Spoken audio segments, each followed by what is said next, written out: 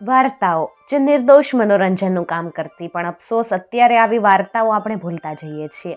આજે આપણે આવી એક સરસ મજાની વાર્તા સાંભળવાના છીએ, જેને કદાચ તમે ક્યારેય નહીં સાંભળી હોય. એક હતા રાજા. આ રાજાને 7 કુંવર, 7 કુંવર ધનુર્વિદ્યામાં પારંગત. 7 કુંવરો હવે ઉંમરલાયક થઈ ગયેલા, પરણવા લાયક થઈ ગયેલા, પરંતુ હજુ બધા જ કુંવારા હતા. રાજાને થયું કે કુંવરો તો હવે ઉંમરલાયક થઈ ગયા, માટે લાવો એમને માટે કન્યા શોધીએ, એમને પરણાવી દઈએ, જેથી મારી જવાબદારીમાંથી હું છૂટો થઈ જાઉં. આ વિચારે એક દિવસ રાજાએ 7 કુમારોને પોતાની પાસે બોલાવ્યા અને પોતાના મનની વાત કરી અને કીધું કે જો બેટા, તમે બધા નિશાનબાજીમાં તો નિપુણ ગણાવ છો, એટલે તમારે શું કરવાનું? આપણા નગરમાં ઘણા અમીર ઉમરાવના નિવાસ છે અને એમને ત્યાં પરણવા લાયક અને ઉંમર લાયક કુંવારી કન્યાઓ છે. તમારે પોતપોતાનું ધનુષ ધારણ કરવાનું, પછી એ ધનુષ ખેંચી એક તીર તમારી ઈચ્છામાં તમારે મારવાનું. જેના ઘર ઉપર તમારું તીર પડશે એ ઘરની કન્યા સાથે તમારું લગ્ન કરાવવામાં આવશે. 7 રાજકુમારો આ બાબતમાં સંમત થયા અને આ વાત જે દિવસે નક્કી કરેલી એ દિવસે વહેલી સવારમાં વિશાળ રાજમહેલની ઊંચી ખુલ્લી અગાશીમાં પોતપોતાના ધનુષ્યની સાથે ઊભા રહી ગયા. એક પછી એક રાજકુમારે પોતાના ધનુષ્યમાંથી તીર છોડ્યું.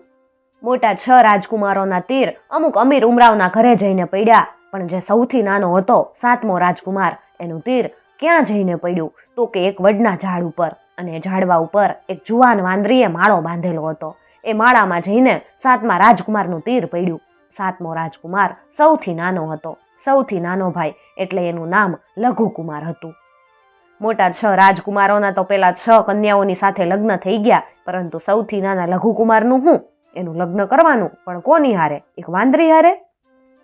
લઘુ આમ તો નાનો હતો, પણ નમણો અને નીડર હતો, નિખાલસ અને નમ્ર હતો. રાજાનો બહુ લાડક્યો, એટલે રાજાના હૈયામાં ફાળ પડી. એને થયું કે મારો લાડકો દીકરો અને વાનર કન્યાની હારે પવણશે. પરંતુ લઘુ પોતે જ પોતાના પિતાને કહે, બાપુજી, જેવું મારું નસીબ, લલાટે લખેલા લેખ ક્યારેય મિથ્યા થાય ખરા? હું તો ખુશીથી એ વાનર કન્યાની સાથે લગ્ન કરીશ. હું વાનર કન્યાને ના ઉમેદ નહીં કરું.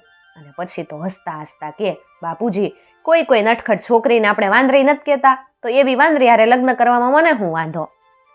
પછી તો રાજાએ શું કરે, લઘુના લગ્ન એ વાનર કન્યાની સાથે રાજાએ જ કરાવી દીધા. રાજાએ કુંવરોને આમ રંગે ચંગે પરણાવ્યા. પછી દરેકને રહેવા માટે રાજાએ અલગ અલગ મહેલોય બાંધી દીધા, એટલે 7 જણા પોતપોતાની પત્નીની સાથે અલાયદા મહેલમાં અમન ચમનથી રહે. પોતાના દીકરાઓનો સંસાર કેવો હાલે છે એ જોવાનું કુદરતી રીતે મા બાપને મન થાય.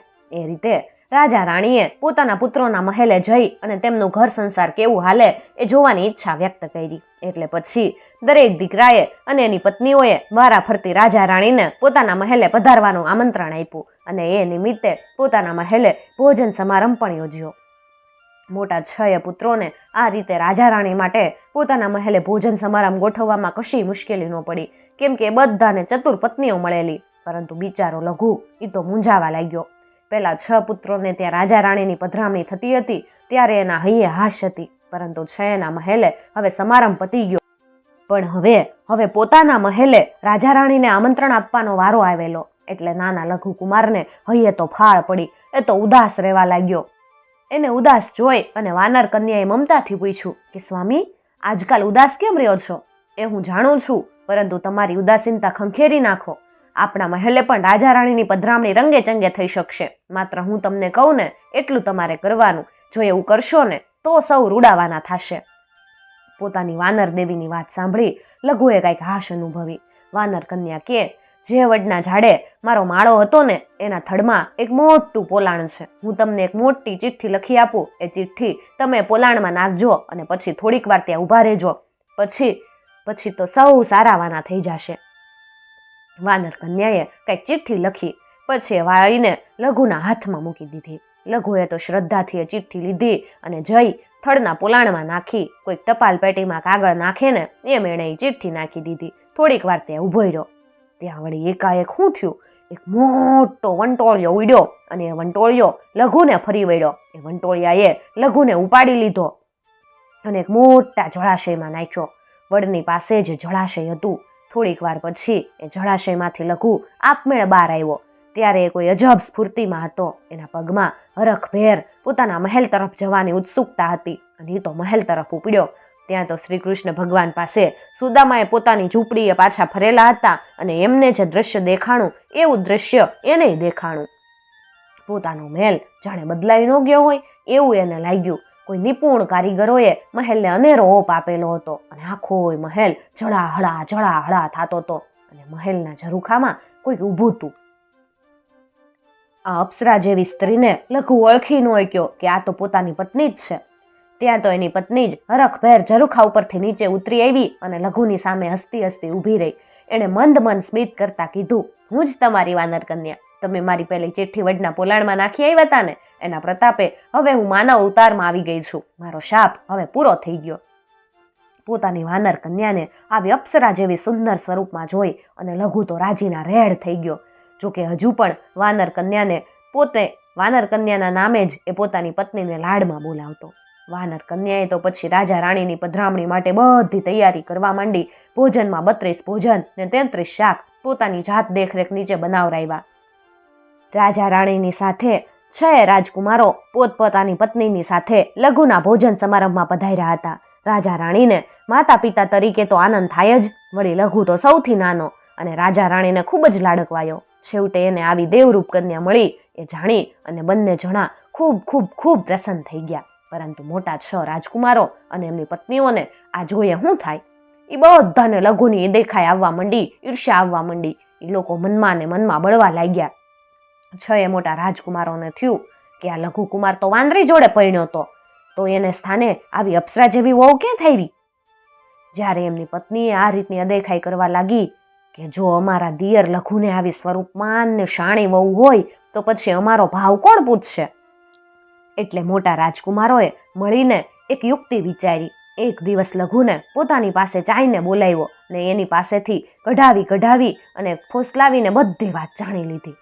આ વાત સંપૂર્ણપણે જાણી લીધી એટલે 6 મોટા રાજકુમારોએ છાના માના મીટિંગ કરી અને એક વાત નક્કી કરી અને પછી એ લોકોએ લઘુને વાત સમજાવતા કીધું કે જો અમે તો તારા ભલા માટે કહી, તારી વહુ છેવટે તો વાંદરી જ ને. વાનર માત્રનો સ્વભાવ ચંચળ હોય એટલે કઈ ઘડીએ તારી પત્ની ફરી જાય અને ફરી પાછી વાનર કન્યા બની બેહે એનું કાંઈ નક્કી નહીં. એટલે તું ગમે ત્યાંથી આ વાનર કન્યાનું ચામડું છે ને એ શોધી લાય. તારા મહેલમાં ગમે ક્યાંક સ્થળે તો એને હંતાડીને રાખ્યું જશે. એ ચામડાને તું બાળી નાખજે. તું બાળી નાખીશ એટલે તારી પત્ની ક્યારેય એ ચામડામાં નહીં પ્રવેશી શકે અને પછી વાનર કન્યા બનશે જ નહીં. અમે તો તને ત્યાં સુધી કહીએ કે છેક સ્મશાનમાં કોઈની ચિતા બળતી હોય ને તો એમાં જે તું ચામડું બાળી નાખજે ને એટલે કોઈને ખબરેય નહીં પડે. લઘુ બિચારો આમ નીડર પણ દિલનો ભોળો. લાંબો વિચાર કર્યા વિના એણે તો પોતાના મોટા ભાઈઓની સલાહ અમલમાં મૂકવાનો પાક્કો વિચાર કરી નાખ્યો. પોતાની વાનર કન્યાનું ચામડું શોધવા માટે એણે આકાશ પાતાળ એક કર્યા. છેવટે મહેલની એક ઉચ્ચ અભેરાઈ ઉપર ચડાવી દીધેલ એક પેટીમાંથી વાનર કન્યાનો આ ચામડાવાળો અંચળો એને મળી આવ્યો અને અંચળો એને મળી આવતા જ ઘડીનાય વિલંબ વગર એ સ્મશાન તરફ દોડ્યો. સ્મશાનમાં એક ચેહ બળતી હતી. એ ભડભડ બળતી ચિતામાં એણે અંચળો નાખી દીધો અને આ અંચળો ભડ બળવા લાગ્યો એટલે લઘુએ એક પ્રકારની હાશ અનુભવી. પરંતુ બીજી બાજુ કંઈક બીજું જ થયું.